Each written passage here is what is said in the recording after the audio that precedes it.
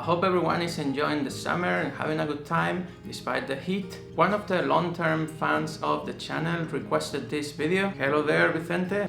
Last month I have been climbing in the Andes for a long period of time, lucky him. During the freezing nights I remember your videos from up north and wonder about the sleeping system you follow. It would be wonderful if you could prepare some footage on that topic. You got it.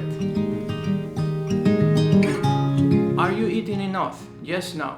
Yes, then you have a chance to stay warm in the coldest climates.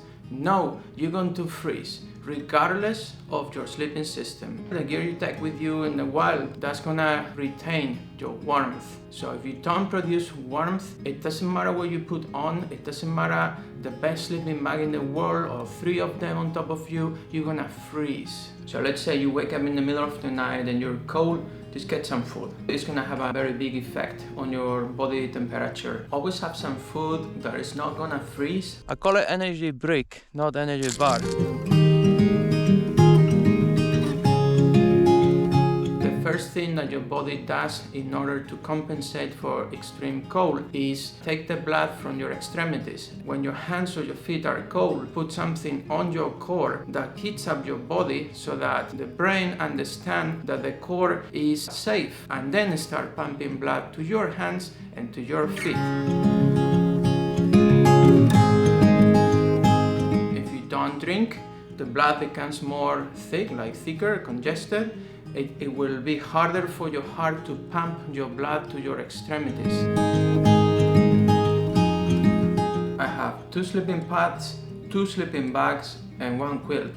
Bergans from Norway is an old school sleeping pad. It weighs 700 grams and that's my favorite sleeping pad. It's fantastic. Inflatable sleeping pad. I was sitting on the fence between the Thermal Rest and the one from Exped. I went for the Thermal Rest. The major decision point was that I knew the brand. It had served me well.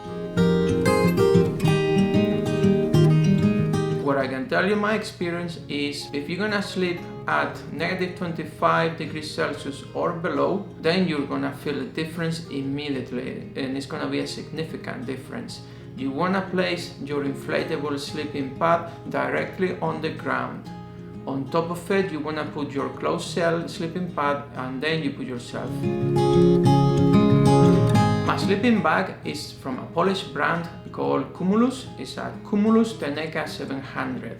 My bag kind of sits in the sweet spot. The weight to warmth ratio is just very good. If I had to start again, I would buy the higher model and I would carry maybe 100 grams more of weight and it would be a much warmer bag. The synthetic bag is from the US Marine Corps Extreme Cold Weather System. It's a part of it, it's the outer layer. We are gonna jump in the sleeping bag and use one.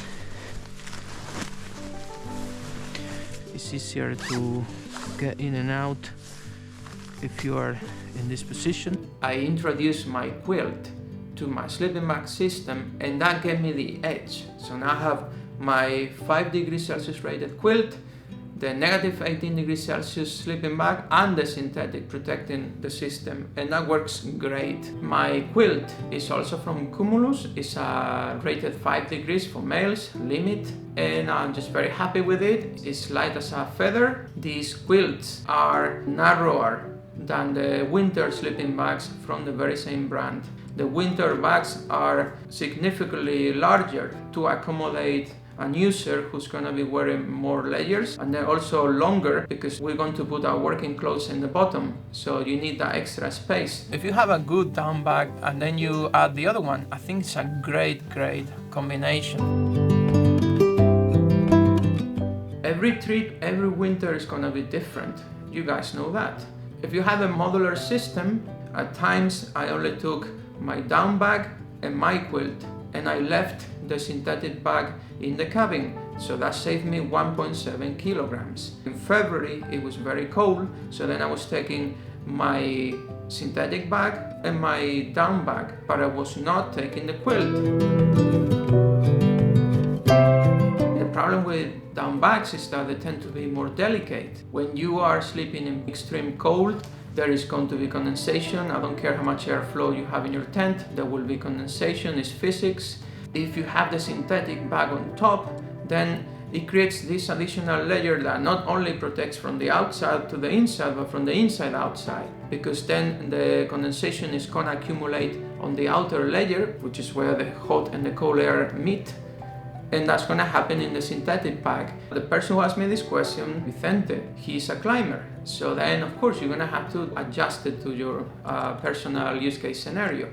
I just hope this video was helpful. I hope it was helpful to you, Vicente, because you wanted to have this video particularly. If you guys have any questions, as usual, just drop them there in the comment section. I always get back to people. I hope everyone's having a great summer despite of the heat. There is a lot of heat. And yeah, see you in the next video.